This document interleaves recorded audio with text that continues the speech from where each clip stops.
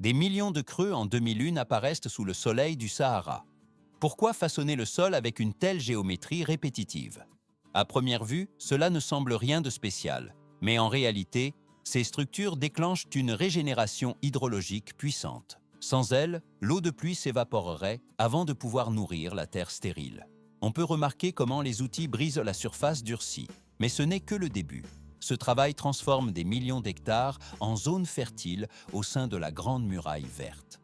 C'est un projet de restauration technique évalué à 1 milliard de dollars pour stopper la désertification. Le paysage commence sa mutation durable vers la verdure. 9 200 000 km², c'est précisément la superficie vertigineuse que couvre le désert du Sahara, une étendue comparable à la taille des États-Unis. Ce territoire colossal représente près d'un tiers du continent africain. Mais cette masse de sable ne reste pas inerte. Elle continue de s'étendre rapidement, engloutissant les terres limitrophes année après année. Par rapport au relevé du début du XXe siècle, sa surface a augmenté d'environ 10 à près de 20%. Pourquoi la ceinture du Sahel, située au sud de cette expansion, subit-elle la sécheresse malgré les précipitations? Cette zone semi-aride traverse plus de 20 pays africains, où des centaines de millions de personnes dépendent du sol pour leur survie. La réponse réside dans la structure même du terrain, car la région connaît chaque année des saisons des pluies courtes mais intenses. Le véritable problème technique est que la Terre a subi une dégradation sévère des couches supérieures. On peut remarquer comment la surface du sol s'est durcie, formant une croûte hydrofuge qui empêche physiquement l'eau de pluie de s'infiltrer en profondeur. L'eau ruisselle alors à grande vitesse, provoquant des inondations soudaines avant de disparaître totalement. Mais ce n'est que le début du cycle destructeur. La sécheresse prolongée détruit la structure du sol. Les fortes pluies provoquent l'érosion et la Terre perd sa capacité mécanique à retenir l'eau. Pour répondre à cet effondrement du système au sol, l'Union africaine a lancé en 2007 une initiative sans précédent nommée la Grande Muraille verte. Le projet trace une ligne d'environ 8000 km, reliant la côte atlantique à l'ouest jusqu'à la mer Rouge à l'est. Cependant, cette infrastructure n'est pas un mur continu d'arbres, contrairement à l'image répandue. Il s'agit en réalité d'un réseau mosaïque de restauration des écosystèmes où chaque région applique des solutions techniques basées sur les conditions locales du sol et la disponibilité hydrique. L'initiative ne force pas le désert à verdir, mais remodèle l'interaction physique entre l'eau et la terre pour permettre le retour de la vie. À première vue, la plantation d'arbres semble être la solution simple pour combattre la désertification, mais en réalité, cette approche a mené à des échecs massifs. Des milliards de jeunes plants ont été introduits dans la région, soutenus par des milliards de dollars d'aide internationale. La suite devient plus complexe car ces projets ont démarré par la mauvaise étape technique.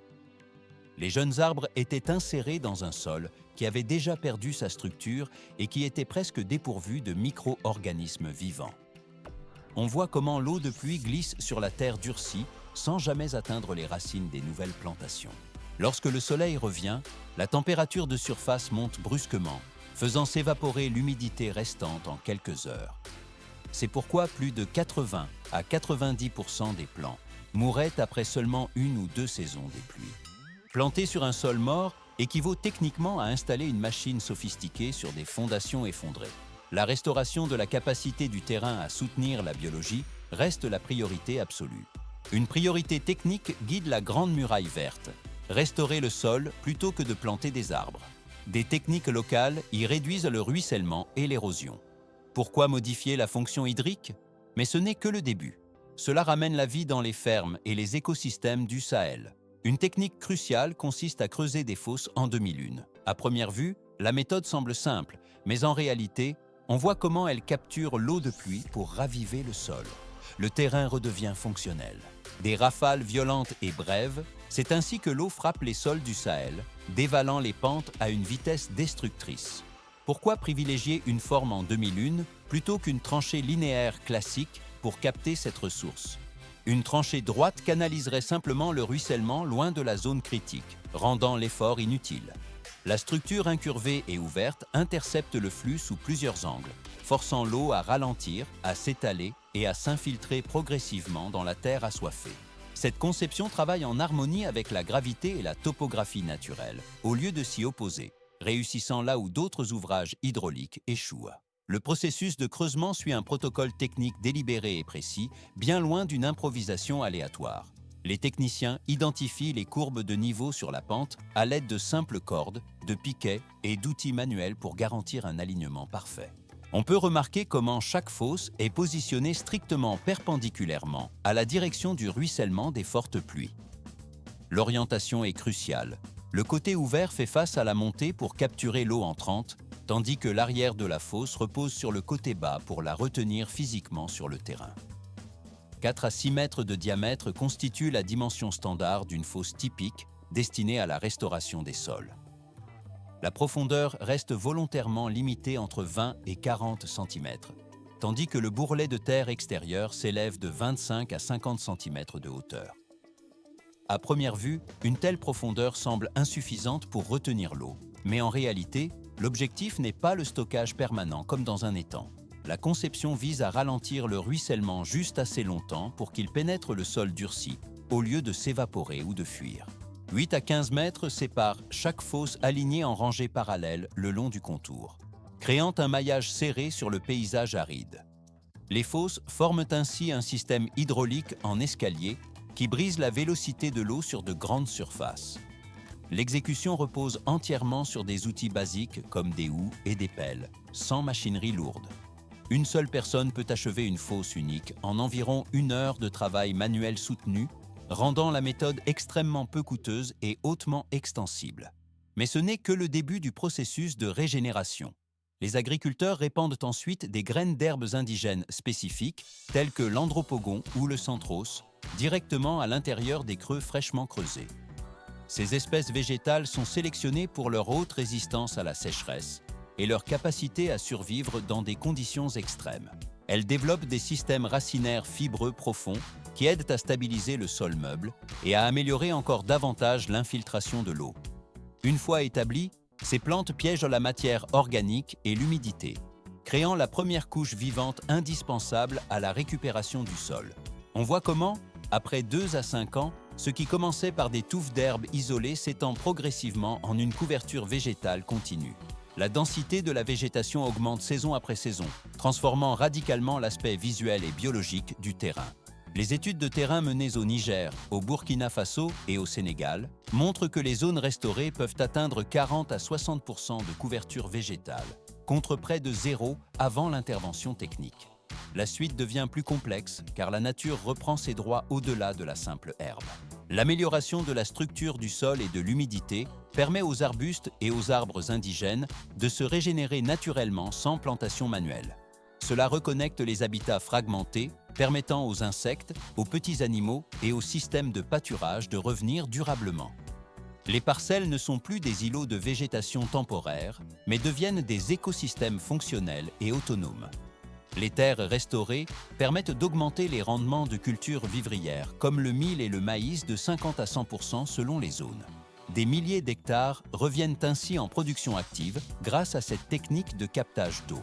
Cela se traduit directement par une sécurité alimentaire accrue, des revenus pour les ménages et des emplois saisonniers pour des communautés entières à travers la préparation des terres, la maintenance des fosses et la récolte.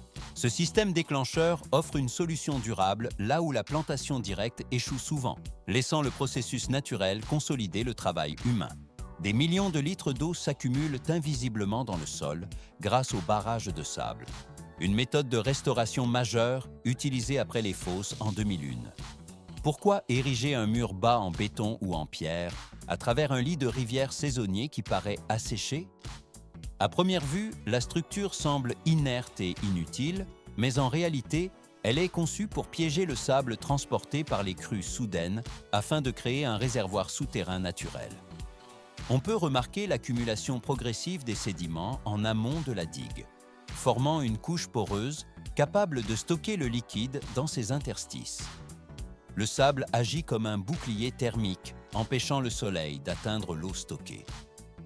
Mais ce n'est que le début du processus de conservation. Contrairement aux réservoirs à ciel ouvert, où jusqu'à 90% du volume s'évapore, Le barrage de sable évite presque totalement cette perte en gardant l'eau sous terre. Cette ressource reste accessible toute l'année via des puits peu profonds, soutenant l'eau potable, l'irrigation et le bétail durant les longues saisons sèches. La suite devient plus complexe géographiquement. Plus de 1000 ouvrages de ce type marquent le paysage du Kenya, qui demeure la zone la plus active pour cette technologie en Afrique de l'Est.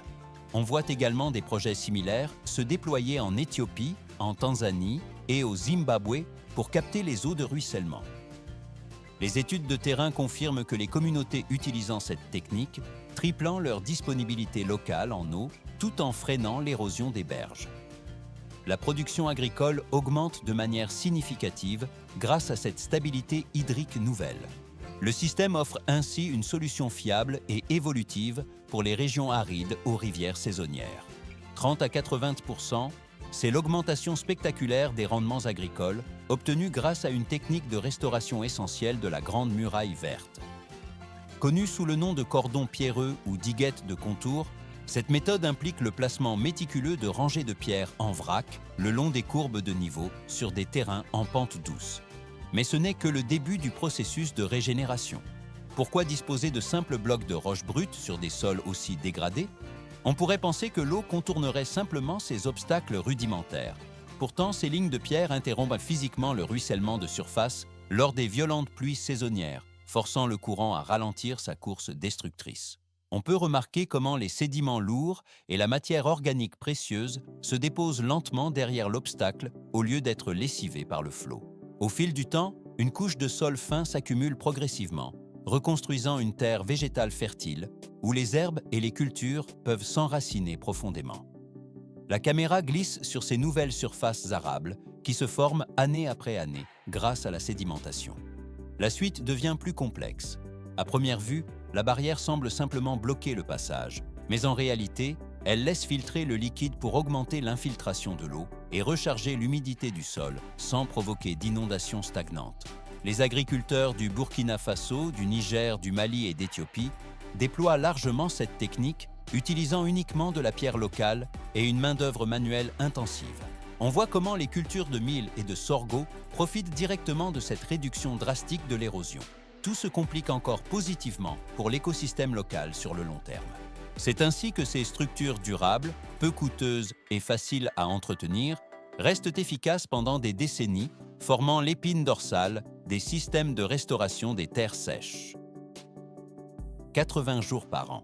C'est la durée précise pendant laquelle les habitants de la capitale devaient porter des masques de protection dans les années 90. Des tempêtes de sable massif descendaient régulièrement des déserts de Gobi et du Taklamakan, transformant le jour en nuit au-dessus de Pékin et saturant l'air de poussière fine. Le nord de la Chine cohabite avec cet ennemi invisible et étouffant depuis des siècles. On peut remarquer comment les vents de mousson balaient les dunes, soulevant des tonnes de particules pour les projeter sur les zones urbaines. Pourquoi cette région est-elle devenue un désert aussi impitoyable et aride? La réponse se trouve dans la formation géologique du bassin survenu il y a des millions d'années. Les montagnes Tian Shan au nord et les monts Kunlun au sud ont bloqué presque toute l'humidité venant de l'océan Indien et de la Sibérie, enfermant la zone dans une sécheresse perpétuelle. 100 mm de précipitations par an représentent le maximum absolu enregistré dans cette zone géographique. Ce chiffre est presque 10 fois inférieur à celui de la Californie, une région pourtant déjà réputée pour sa chaleur sèche intense. Pour mettre cela en perspective technique, chaque mètre carré de terre du Taklamakan ne reçoit que l'équivalent volumétrique d'une bouteille de 500 ml d'eau par semaine. C'est une quantité bien trop faible pour permettre la survie de la moindre plante ordinaire sans intervention extérieure. Mais ce n'est que le début des défis climatiques. La Chine a choisi de ne pas reculer face à cette menace croissante de désertification totale. Le gouvernement a lancé en 1978 une initiative industrielle à l'échelle du siècle, le programme de la ceinture brise-vent des Trois Nords, connu mondialement sous le nom de Grande Muraille verte.